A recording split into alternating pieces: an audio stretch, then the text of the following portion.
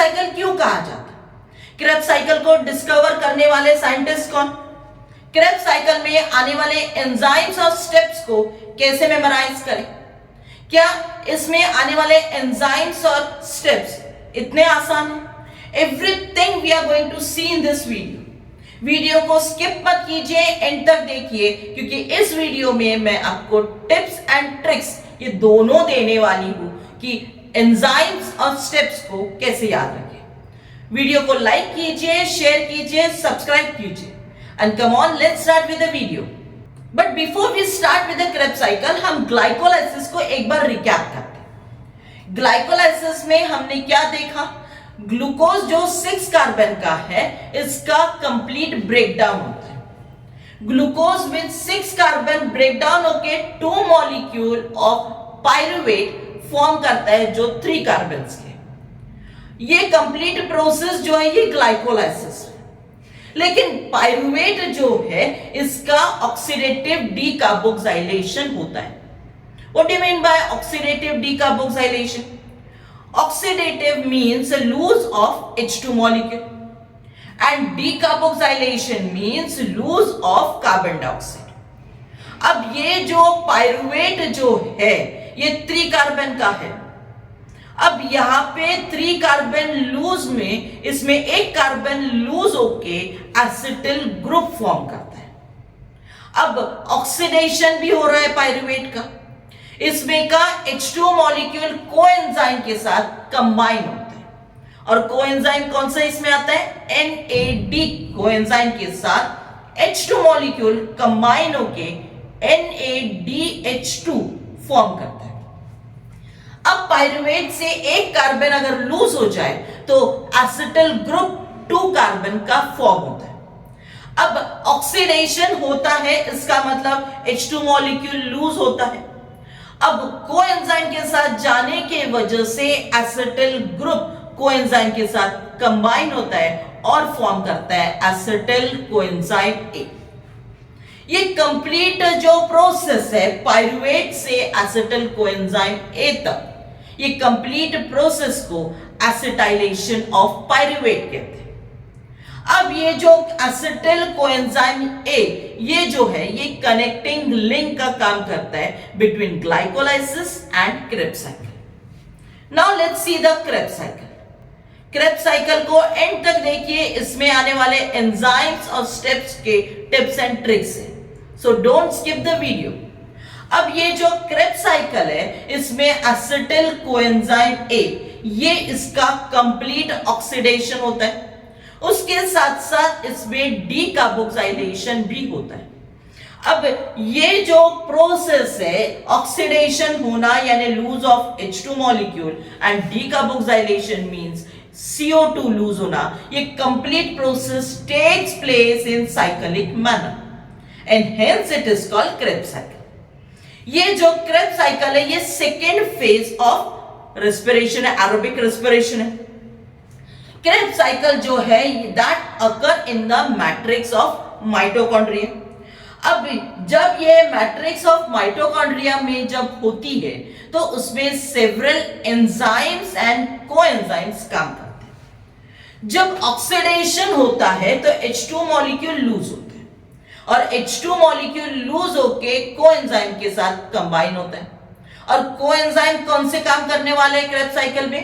तो coenzyme like NAD and FAD, और coenzyme NAD और FAD के साथ कंबाइन होके क्या फॉर्म करता है? तो that is NADH2 and FADH2। Krebs cycle में फर्स्ट स्टेबल कंपाउंड जो फॉर्म होता है वो सिट्रिक एसिड है 6 कार्बन का। Chemically it is also called tricarboxylic acid cycle और TCA साइकिल। ये जो TCA साइकिल है इसको डिस्कवर करने वाले जो साइंटिस्ट है that is sir Hans Kreb, और इन्होंने 1937 में इस साइकिल को डिस्कवर किया। ये जो सिट्रिक एसिड है या सिट्रेट है ये first product of cyclic reaction है, यानी फर्स्ट स्टेबल कंपाउंड है। जब ये सिट्रिक एसिड फॉर्म होता है तो इसमें मेनी चेंजेस होते हैं। सो कम ऑन लेट्स सी कैसे फॉर्म होता है। Now in front of your screen आपको डायग्रामेटिक रिप्रेजेंटेशन दिए of Krebs cycle. Just have a look, इसमें एसिटिल कोएंजाइम ए दिख रहा है जो कनेक्टिंग लिंक है between glycolysis and Krebs cycle. उसके बाद हमें citric acid first stable compound form होते हुए दिख रहे हैं। अब ये फर्स्ट स्टेबल कंपाउंड जो है सिट्रिक एसिड, ये साइक्लिक मैनर में है। इसमें 3 टाइम्स कार्बन जो है कार्बन डाइऑक्साइड लूज होने वाला है, इसलिए इसे ट्राई कार्बोक्सिलिक एसिड भी कहा जाता है।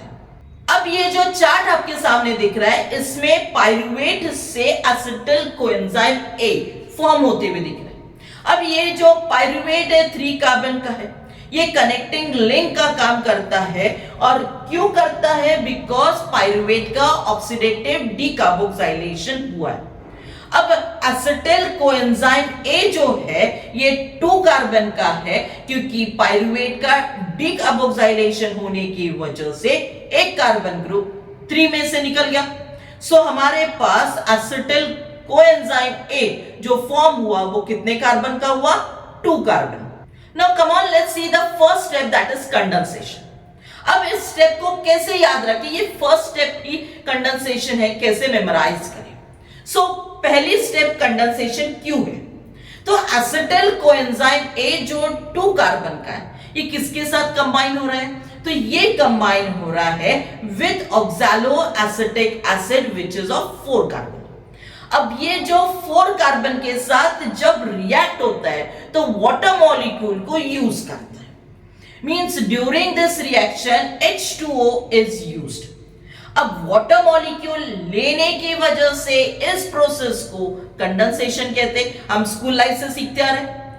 ये जो वाटर मॉलिक्यूल को लेके फर्स्ट स्टेबल कंपाउंड फॉर्म करता है, that is of citric acid. लेकिन सिर्फ वाटर मॉलिक्यूल को लेने की वजह से नहीं होता, that also takes place in presence of enzyme citrate synthetase. Citrate synthetase को कैसे याद रखेंगे? तो synthetase means synthesize. Citric acid first stable compound से सिंथेसाइज हो रहा है, इसीलिए सिंथेटेज। और मैंने लास्ट वीडियो में भी आपको बताया था कि एंजाइम के लास्ट में ASE ये लगना कंपलसरी है, इसीलिए सिंथेटेज। लेकिन किसके पास से निकल रहा है? सिट्रिक एसिड के पास। इसीलिए फर्स्ट स्टेप में एंजाइम कैसे याद रखेंगे? Citrate synthetase. अब ये जो एसिटिल कोएंजाइम ए जो है, इसमें का कोएंजाइम ये रीसाइकल होता है और रीसाइकल होके फिर से एसिटाइलेशन ऑफ पाइरुवेट करता है और इसमें पाइरुविक एसिड से साइकिल फिर से रिपीट होती है। Just have a overall reactions की तरफ हम देखते हैं। अब इसमें OAA जो 4 कार्बन का है वो किसके साथ कंबाइन हो रहा है? एसिटिल कोएंजाइम ए के साथ कंबाइन हो रहा है विच इज ऑफ 2 कार्बन। क्या आउटपुट प्रोडक्ट निकल रहा है हमारा? साथ में वाटर मॉलिक्यूल भी ले रहा है, तो आउटपुट प्रोडक्ट हमारे पास क्या आया? Citrate which is of 6 carbon plus coenzyme A. ये सारी रिएक्शंस किसके प्रेजेंस में हो रही है? This complete reaction takes place in presence of enzyme citrate synthetase. Now come on, let's move to the second step, that is isomerization। Isomerization मतलब क्या? जैसे कि वैसे फॉर्म होना लेकिन उसमें स्लाइड चेंज होती। अब ये जो सिट्रिक एसिड है जो 6 कार्बन का है, ये कन्वर्ट होता है और ये कन्वर्ट काय में होता है? तो कन्वर्ट इनटू इट्स आइसोमर। और आइसोमर जैसे कि वैसे उसमें कन्वर्ट हो रहा है तो कौन सा फॉर्म होगा? Isocitric acid which is of 6 carbon. अब ये रिएक्शन जो है ये takes place in presence of enzyme aconitase. उसके साथ कोफैक्टर भी काम करता है और कोफैक्टर कौन सा है? Fe2+।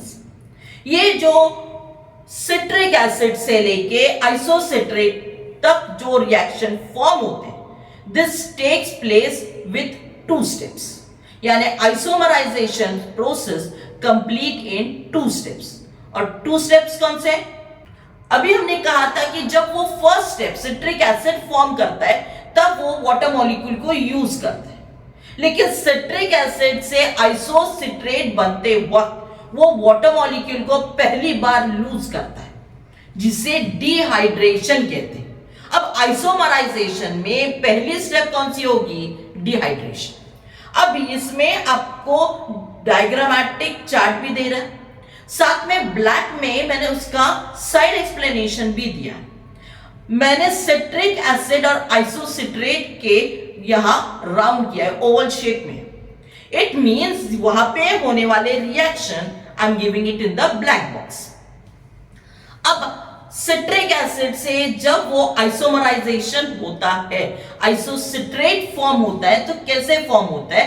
तो जब वो वाटर मॉलिक्यूल पहली बार यूज करता है तो सिट्रिक एसिड से पहली बार वो लूज करता है और फॉर्म करता है, that is aconitate, sis aconitate form करता है, विच इज ऑल्सो 6 कार्बन। पहली बार लूज करता है, फिर वो लूज किया हुआ वाटर मॉलिक्यूल फिर से यूज करता है सिस एकोनिटेट, फिर से उस वाटर मॉलिक्यूल को यूज करता है, यानी हाइड्रेशन होता है और फॉर्म करता है आइसोसिट्रेट। ये कंप्लीट प्रोसेस जो है ये takes place in presence of enzyme aconitase, और साथ में कोफैक्टर भी काम करते हैं। Just have a look at the overall reaction of isomerization. इसमें हमें सिट्रेट जो 6 कार्बन का है, ये क्या फॉर्म हो रहा है? सिस एकोनिटेट फॉर्म हो रहा है, वो भी 6 कार्बन का है plus H2O in presence of aconites. Come on, let's move to the third step. और थर्ड स्टेप कौन सी है? ऑक्सीडेशन, यानी पहली बार ऑक्सीडेशन हो रहा है, इसीलिए ऑक्सीडेशन 1। ऑक्सीडेशन का मतलब क्या है? लूज ऑफ H2O मॉलिक्यूल, यानी डिहाइड्रोजनेशन। यानी थर्ड स्टेप हमारी कौन सी है? ऑक्सीडेशन 1 या फिर डिहाइड्रोजनेशन 1। अब मैंने आइसोसिट्रेट से अल्फा कीटा ग्लूटारिक एसिड तक ओवल शेप बना के दिया। इसमें भी बीच में रिएक्शन होने वाली है। सो रिएक्शन कैसे होने वाली है? That is in the black box. अब ये जो आइसोसिट्रेट है जो 6 कार्बन का, ये ऑक्सीडाइज होता है। ऑक्सीडाइज होता है यानी H2 मॉलिक्यूल लूज करता है, और लूज करके क्या फॉर्म कर रहा है? तो ऑक्सैलोसुसीनेट फॉर्म कर रहा है। अब ये जो कंप्लीट रिएक्शन है, यानी आइसोसिट्रेट से ऑक्सैलोसुसीनेट फॉर्म होने तक की ये जो कंप्लीट रिएक्शन है, that takes place in presence of enzyme isocitrate dehydrogenase. इस एंजाइम को कैसे याद रखेंगे? किसके पास से निकल रहा है? आइसोसिट्रेट के। Dehydrogenation means lose of H2 molecule, इसीलिए H2 मॉलिक्यूल लूज हो रहा है, इसीलिए डिहाइड्रोजनेज। यानी एंजाइम कैसे याद रखेंगे? That is isocitrate dehydrogenase. Just have a look at the overall reaction of third step. क्या है इसमें? आइसोसिट्रेट ये किसके साथ कंबाइन हो रहा है? NAD। क्यों? क्योंकि H2 मॉलिक्यूल जब निकलता है तो कोएंजाइम के साथ कंबाइन होना जरूरी है, और कोएंजाइम कौन सा है इसमें? NAD फॉर्म होता है। याद रखना हमेशा, H2 मॉलिक्यूल अगर रिमूव होता है तो वो कोएंजाइम के साथ कंबाइन होता है, और यहां पे कोएंजाइम कौन सा है? NAD। और ये क्या फॉर्म कर रहा है? ऑक्सैलोसुसीनेट जो 6 कार्बन का है, और NADH2 फॉर्म कर रहा है। ये किसके प्रेजेंस में काम कर रहा है?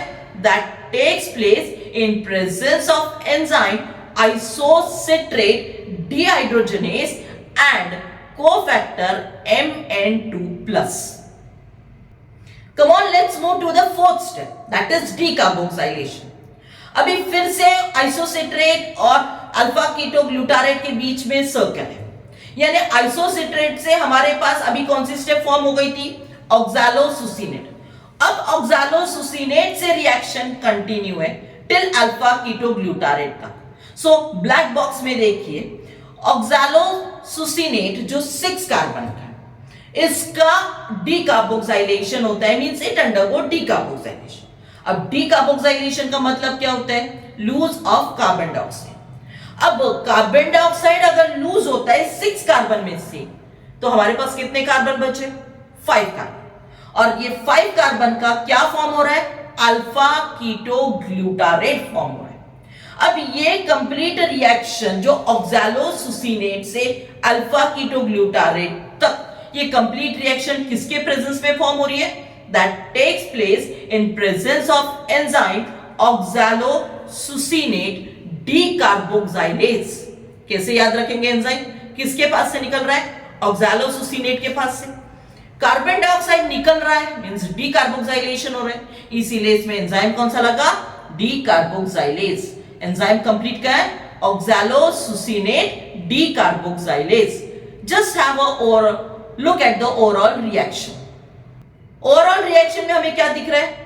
ऑक्सैलोसुसिनेट जो 6 कार्बन का है, वो क्या फॉर्म कर रहा है? अल्फा कीटो ग्लूटारेट 5 कार्बन का। एक कार्बन डाइऑक्साइड आउटपुट प्रोडक्ट में निकल गया, यानी कार्बन डाइऑक्साइड बाहर निकल गया आउटपुट प्रोडक्ट में। किसके प्रेजेंस में हो रहा है ये कंप्लीट प्रोसेस?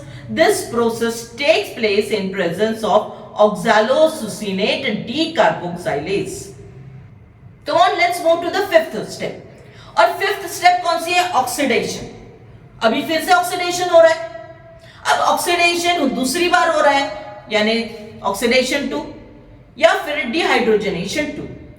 अब ये जो अल्फा कीटो ग्लूटारेट जो है, जो 5 कार्बन का, ये अंडरगो करता है ऑक्सीडेशन, और ये अंडरगो ऑक्सीडेशन करके H2 मॉलिक्यूल को लूज करता है। H2 मॉलिक्यूल को लूज करके हमें सुसीनिल फॉर्म करता है। अब ये जो सुसीनिल कोएंजाइम एक कैसे फॉर्म होता है 4 कार्बन का?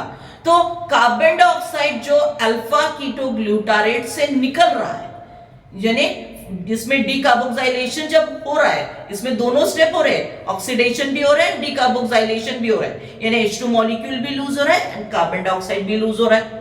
अब ये जो कार्बन डाइऑक्साइड जो लूज हो रहा है, ये कंप्लीटली आउट ऑफ माइटोकॉन्ड्रिया बाहर हो रहा है।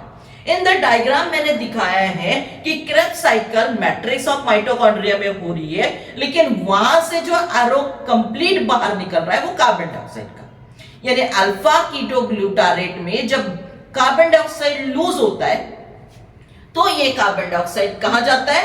Outside the mitochondria.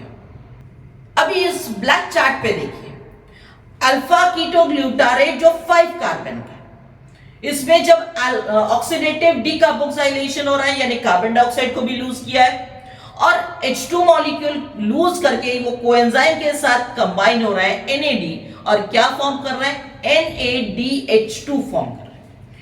क्या हो रहा है? रिजल्ट में आ रहा है आउटपुट प्रोडक्ट में सुसीनिल फॉर्म हो रहा है जो 4 कार्बन का, लेकिन ये सुसीनिल कोएंजाइम के साथ काम करता है, इसीलिए क्या प्रोडक्ट निकला है? Succinyl coenzyme A, which is of 4 carbon.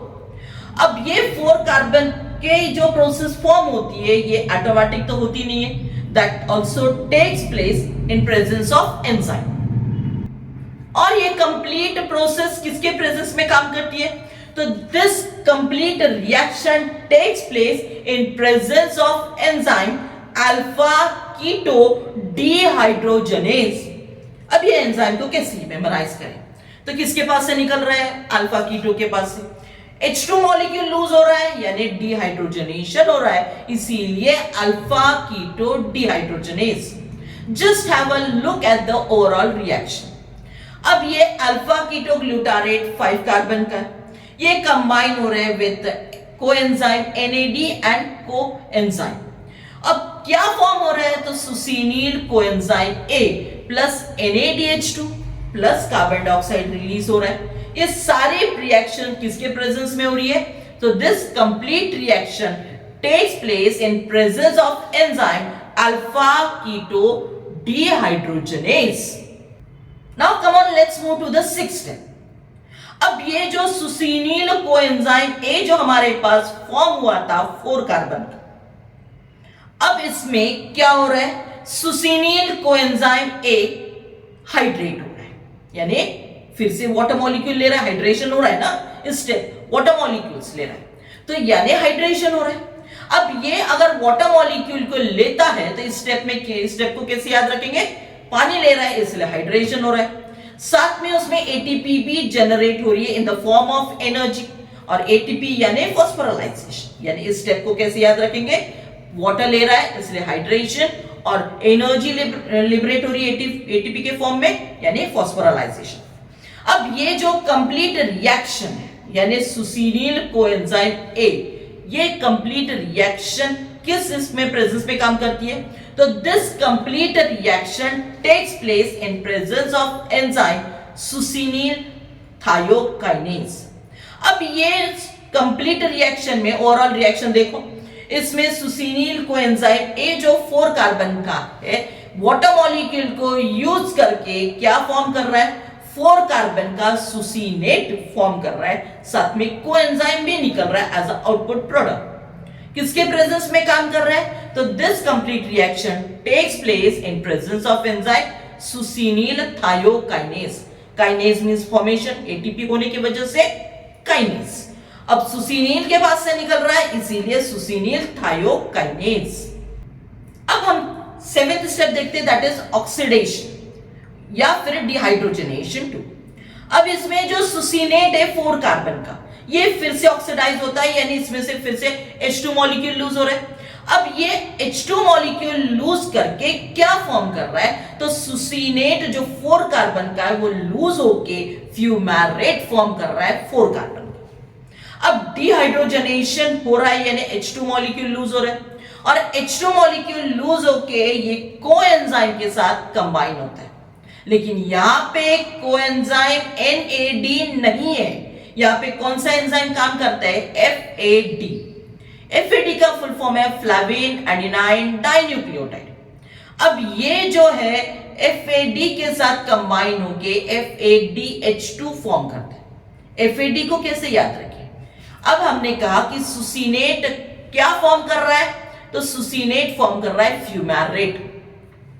Fumarate होने की वजह से इसमें एंजाइम कौन सा आ रहा है, इसमें कोएंजाइम कौन सा आ रहा है, FAD आ रहा है। सो इस तरह से आपको याद रखना है कि फ्यूमेरेट जब फॉर्म होता है तो वहां पे कोएंजाइम कौन सा काम करेगा, दैट इज FAD।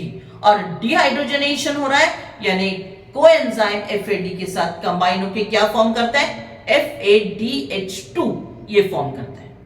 अब ये कंप्लीट रिएक्शन किसके प्रेजेंस में होती है, so this complete reaction takes place in presence of enzyme succinate dehydrogenase. अब डिहाइड्रेशन हो रहा इसीलिए एंजाइम आ गया डिहाइड्रोजनेशन। अब डिहाइड्रोजनेशन हो रहा है यानी डिहाइड्रोजनेज अगर होता है, लेकिन किसके पास से निकल रहा है, तो सुसीनेट के पास से निकल रहा है, इसीलिए इसमें एंजाइम कौन सा है, सुसीनेट डिहाइड्रोजनेज। अब ये ओवरऑल रिएक्शन देख लीजिए, इसमें सुसीनेट 4 कार्बन का है, ये किसके साथ कंबाइन हो रहा है, तो FAD के साथ कंबाइन, और FAD के साथ कंबाइन होके क्या फॉर्म कर रहा है, फ्यूमेरेट का, और जो 4 कार्बन का है, और FADH2 फॉर्म कर रहा है in presence of enzyme succinate dehydrogenase. Now come on, let's move to the next step, that is hydration. Hydration का मतलब है वाटर मॉलिक्यूल लेना। अब फ्यूमेरेट जो है that takes up the H2 molecule. अब ये जो वाटर मॉलिक्यूल को अगर ले रहा है, H2 मॉलिक्यूल को अगर वो ले रहा है, तो ऑब्वियसली वो हाइड्रेट हो रहा है, इसलिए इस स्टेप को हाइड्रेशन किस हिसाब से याद रखेंगे, H2 मॉलिक्यूल H2O मॉलिक्यूल लेने की वजह से। और ये क्या फॉर्म कर रहा है, फ्यूमेरेट H2O मॉलिक्यूल को लेके मैलेट फॉर्म कर रहा है विच इज ऑफ 4 कार्बन। अब ये कंप्लीट रिएक्शन जो है that takes place in presence of enzyme fumarase. अब फ्यूमेरेज कैसे याद रखेंगे, फ्यूमेरेट से निकल रहा है H2O मॉलिक्यूल्स के को लेने की वजह से उसका लूज ऑफ हो रहा है, इसीलिए इस एंजाइम को याद रखना है that is fumarase. Just have a look at the overall reaction. Fumarate जो है वो 4 कार्बन का है, वो क्या कर रहा है, H2O मॉलिक्यूल को ले रहा है और क्या फॉर्म कर रहा है, मैलेट फॉर्म कर रहा है, किसके प्रेजेंस में, in presence of enzyme fumarase. Now we are to the next step that is oxidation. अब हमारे पास फिर से ऑक्सीडेशन हो रहा है क्योंकि यहां पे फिर से कोएंजाइम काम करने वाला है, यानी फिर से हमारे पास डिहाइड्रोजनेशन हो रहा है, 3rd टाइम हो रहा है, यानी डिहाइड्रोजनेशन 3। अब ये मैलेट जो है ये 4 कार्बन का, इसमें भी कंप्लीट ऑक्सीडेशन होता है, ऑक्सीडाइज होता है, यानी H2 मॉलिक्यूल लूज होता है। और H2 मॉलिक्यूल लूज करके ये क्या फॉर्म कर रहा है, तो 4 कार्बन का ऑक्सैलो एसिटिक एसिड फॉर्म कर रहा है, यानी ऑक्सैलो एसिटेट फॉर्म कर रहा है। अब इसमें से जो H2 मॉलिक्यूल है ये रिमूव हो गया और ये रिमूव होके कोएंजाइम के साथ कंबाइन होता है। और कोएंजाइम इसमें कौन सा काम कर रहा है, NAD। याद रखना फ्यूमेरेट के वक्त ही FAD यूज होता है, बाकी टाइम NAD काम करेगा। अब ये मैलेट का डिहाइड्रोजनेशन जब हो रहा है तो इसमें से निकलने वाला एंजाइम, कोएंजाइम कौन सा है, NAD है। अब H2 मॉलिक्यूल कोएंजाइम NAD के साथ कंबाइन होता है और क्या फॉर्म करते हैं, NADH2 फॉर्म करते हैं। ये कंप्लीट रिएक्शन किसके प्रेजेंस में हो रही है, तो this complete reaction takes place in presence of enzyme malate dehydrogenase. H2 निकल रहा है इसलिए डिहाइड्रोजनेस किसके पास से निकल रहा है, मैलेट के पास से निकल रहा है, इसीलिए malate dehydrogenase. Just have a look at the overall reaction. क्या दिख रहा है रिएक्शन में, मैलेट जो 4 कार्बन का है ये कंबाइन हो रहे हैं NAD के साथ और क्या फॉर्म कर रहा है, ऑक्सैलो एसिटेट फॉर्म कर रहा है विच is of 4 carbon and output product में हमें क्या निकल रहा है, साथ में NADH2 निकल रहा है और किसके प्रेजेंस में निकल रहा है, मैलेट डिहाइड्रोजनेस। अभी हमने जो रिएक्शंस देखे, अभी हमने जो स्टेप्स देखे, अभी हमने जो क्रेब्स साइकिल देखे, इसकी हम समरी देख लेते कि हमने अभी तक क्या देखा। तो इसमें ओवरऑल जो मॉलिक्यूल्स है 2 मॉलिक्यूल्स है, क्योंकि रिएक्शन का किसके पास से स्टार्ट होती है, पायरुविक एसिड से। अब at the end of glycolysis में जब पायरुवेट फॉर्म होता है तो पायरुविक एसिड से रिएक्शन कंटिन्यू होती है, यानी दिस रिएक्शन अकर ट्वाइस। अब ये जो क्रेब्स साइकिल है ये रिपीटेड साइकिल दिखाती है, यानी 2 बार साइकिल रिपीट करती है। अब ये 2 टर्न ऑफ क्रेब्स साइकिल जब होती है तो 2 टर्न्स में अप्रोक्सीमेटली हमारे पास 6 मॉलिक्यूल ऑफ NADH2 फॉर्म होता है। एक साइकिल में 3 NADH2 फॉर्म हो रहे और ये साइकिल 2 बार रिपीट हो रही है, इसीलिए हमारे पास 6 NADH2 फॉर्म। एक साइकिल में हमारे पास ओनली एक FADH2 होती है, लेकिन ये साइकिल कंप्लीट 2 बार टर्न लेती है, इसीलिए कितने मॉलिक्यूल्स ऑफ FADH2 फॉर्म हो रहे हैं, 2। इस रिएक्शन में एक टर्न में एक ही ATP फॉर्म होता है, लेकिन ये साइक्लिक रिएक्शन 2 बार घूमती है, 2 टर्न्स लेती है। 2 मॉलिक्यूल ऑफ पायरुवेट से फॉर्म होती है, इसीलिए 2 टर्न्स लेती है, तो कितने ATP फॉर्म हुए, 2 ATP। अब जब ये क्रेब्स साइकिल होती है तो क्रेब्स साइकिल में 3 मॉलिक्यूल ऑफ H2O यूज होते हैं, उसके अलावा 2 molecule of carbon dioxide release होते हैं। यह we complete the Krebs cycle. इस क्रेब्स साइकिल में complete steps with enzymes and tips and tricks के साथ कंप्लीट किया। If you have any doubt you can ask me in the comment section. इस video को मैक्सिमम लाइक कीजिए, share कीजिए, subscribe कीजिए। And if you like this video, only mention yes in the comment section and leave it for me. So come on students, keep smiling and focus on your work.